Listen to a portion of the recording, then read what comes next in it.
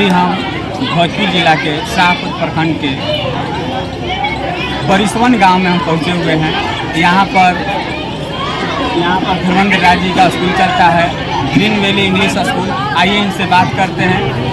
सबसे पहले अपना परिचय दीजिए। सबसे पहले आपका और आपके चैनल के सभी दर्शकों का मेरा प्यार भरा नमस्कार। मैं धर्मेंद्र राय, इस ग्रीन वैली इंग्लिश स्कूल का डायरेक्टर सह प्रिंसिपल भी हूँ। आप शिक्षा के क्षेत्र में करते हैं? जी, मैं 95 से शिक्षा के क्षेत्र में अपने गांव में सेवा कर रहा हूँ। बच्चों को ट्यूशन के माध्यम से मैंने शुरू किया था, लेकिन 2000 से विद्यालय के माध्यम से अपनी सेवाएँ कर रहा हूँ।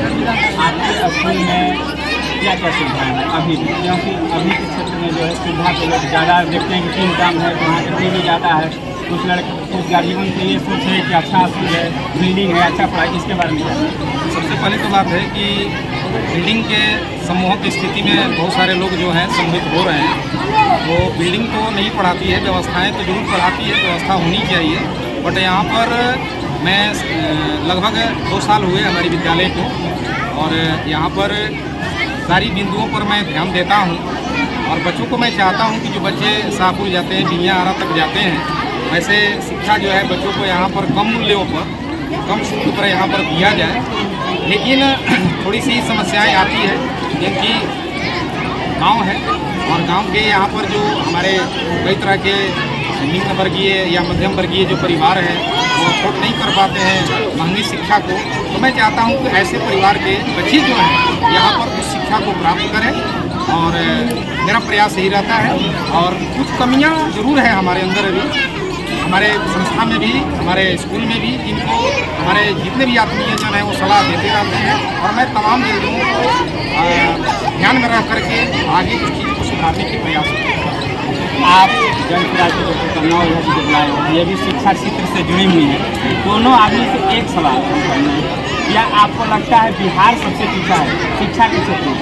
इसके पहले मैडम का राय जाने इसको ज़्यादा मानते हैं कि आज सबसे लाभ में जो है बिहार के शिक्षा के क्षेत्र में, इसके बारे में मैडम चाहिए।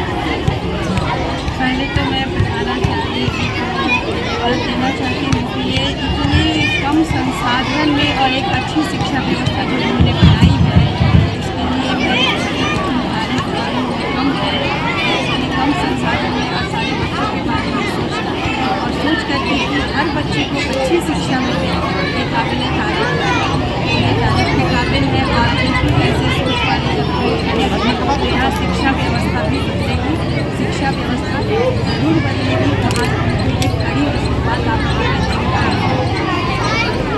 हम बस क्वेश्चन ये है कि बिहार में कितना पीछा शिक्षा व्यवस्था क्यों अपना बिहार? सबसे तो पहली बात ये है कि यहाँ पर जो भी शिक्षा व्यवस्था हम जो आंकते हैं ना, जो शिक्षा का जो ग्राफ नीचे चल जा रहा है, हम सरकारी विद्यालयों के माध्यम से आते हैं, वही आंकड़ा प्रस्तुत भी लोग करते हैं। लेकिन आज प्राइवेट विद्यालयों में जो बच्चे पढ़ते हैं, अच्छे अच्छे विद्यालयों में भी पढ़ते हैं, शिक्षा वो ग्रहण कर रहे हैं। लेकिन यहाँ से जो भी प्रतिभाएँ होती है अच्छी शिक्षा हासिल करने के लिए वो अदर स्टेट में चले जाते हैं। और कुछ डेवलप फैमिली है जो अदर स्टेट में रहते हैं, वहाँ पर शिक्षा दीक्षा लेते हैं।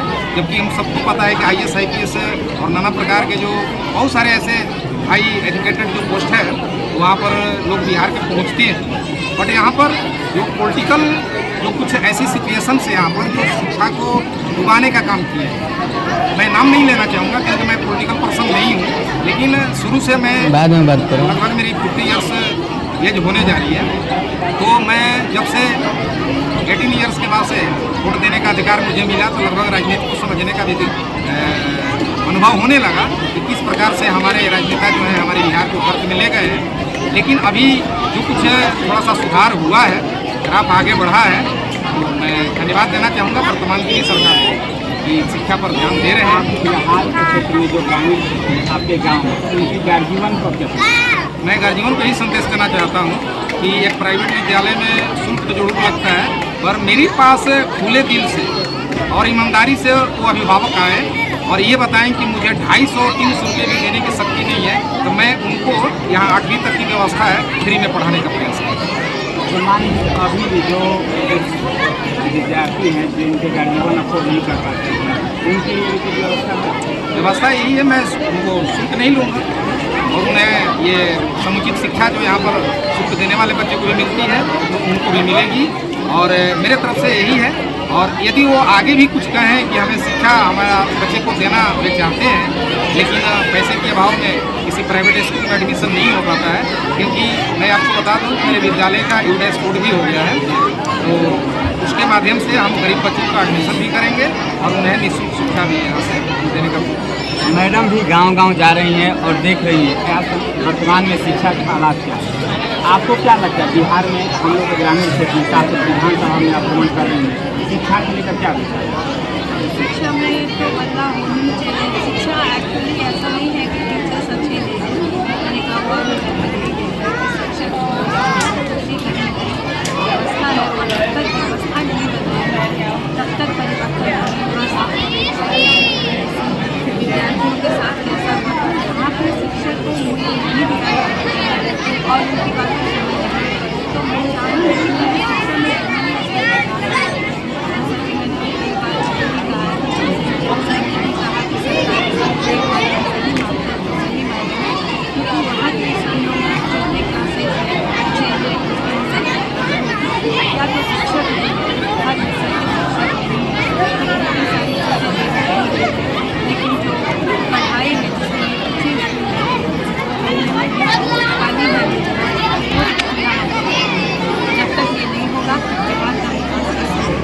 एक बात और, हाई एजुकेशन में अक्सर जानते होंगे कि जो बड़ा बड़ा शहर में स्कूल है, किताब में, कॉपी में, ड्रेस में ज़्यादा पैसा वसूला जाता है। आपको पता होगा कि जितने बड़े स्कूल हो साल में बार बार एडमिशन कराना पड़ता है, वो भी ज़्यादा। इसके बारे में क्या है? ये देखिए, ये पूर्ण से विशुद्ध है, मतलब उनका बिजनेस बन चुका है। बिजनेस हुआ है एकदम, इसमें गरीब के बच्चे अफोर्ड नहीं कर पाते होंगे। हम एक गार्जियन से बात की, वो बोले कि इतना पैसा हर साल एडमिशन कराते हैं, ड्रेस भी चेंज हो जाता है। इसके बारे में मेरे कहने का मतलब ये है कि मेरे बच्चे जो नर्सरी में जिसका एडमिशन हो गया 8 तक, उसको री एडमिशन की कोई जरूरत ही नहीं। विद्यालय एक ही है, बच्चा वही है, अभिभावक वही है, टीचर वही है, व्यवस्था वही है। उसे बार बार अगले क्लास में जा करके एडमिशन कराने की जरूरत है। कार्ड भी चेंज कर दिया जा रहा है साल। जो भी हम बुक्स चेंज करते हैं वो हमारे सिलेबस से आउट ऑफ सिलेबस का उसमें मैटर नहीं है, इसको हम चेंज कर देते हैं। तो ये चीज़ चेंज करने की ज़रूरत नहीं है। मैंने शुरू में ही कहा कि अभी शुरू एक बिजनेस बन चुका है और उनको पैसे को लेकर के ये बार बार ये चेंज करते हैं, वो कमीशन जो भी प्राप्त होते हैं। मैं जानता हूँ उन चीज़ों को, मैं चीज़ें कह नहीं सकता, बट ये पैसे की लेकर के वो बार बार ऐसा करते हैं और हज़ारों बच्चे वहाँ पर होते हैं और लाखों का वहाँ पर उनको मिलता है। आज का लास्ट क्वेश्चन, अगर आप शिक्षा मंत्री होते क्या करें? ये सवाल अगला मैडम से भी आएगा। अगर आप शिक्षा मंत्री होते तो कौन आपका काम है? सबसे तो पहली बात ये है कि मैं पॉलिटिकल पर्सन हूँ, पॉलिटिक्स से मेरा इंटरेस्ट भी नहीं रहा। आप टीचर हैं, आप जानते हैं एक कमियाँ जानते हैं कहाँ कमी है आपका। सबसे पहली बात यह है कि शिक्षा मंत्री हम होते तो मैं सबसे पहले जो भी वैकेंट टीचर्स हैं, पोस्ट वैकेंट है, उसको फिलअप करने का प्रयास करता। और दूसरी बात ये होता कि शिक्षक को 4 बजे 5 बजे तक विद्यालय रोक देने से पढ़ाई नहीं हो पाएगी। उनके अंदर यदि इंटेंशन नहीं होगा, उनके अंदर वो पैसा यदि जागृत नहीं होगा तो वो नहीं कुछ कर पाएगा। और सही तरीके से यदि एग्जाम लेकर के सही तरीके से चुनाव करके यदि सही शिक्षक को रखा जाए तो जो शिक्षक जानकार होते हैं ना, वो कहीं भी चेयर तोड़ते नहीं है, बैठते नहीं है, वो बच्चों को पढ़ाना चाहते हैं और पढ़ाएंगे भी। और जिन शिक्षकों को कुछ आता ही नहीं है ना, तो वो बेवजह आप क्या करेंगे, टाइम पास करेंगे। यही बात। राजनीतिक में एक्टिव है डॉक्टर पन्ना ओझा जी, उनसे लास्ट सवाल है, अगर आप शिक्षा मंत्री हो बिहार शिक्षा में चौतरफा व्यवस्था हर एक चीज़ पे काम कर रहे हैं। ऐसा कोई चीज़ नहीं है, ऐसा कोई क्षेत्र नहीं है शिक्षा के क्षेत्र में इंफ्रास्ट्रक्चर ये सारी चीज़ें, हर चीज़ों में बदलाव और सुधार करना जरूरी है। जैसा कि सर ने कहा कि शिक्षक पर ज़्यादा प्रेशर है, ये भी मैंने नोटिस किया है। शिक्षक पे जो काम पढ़ाई का काम है उसको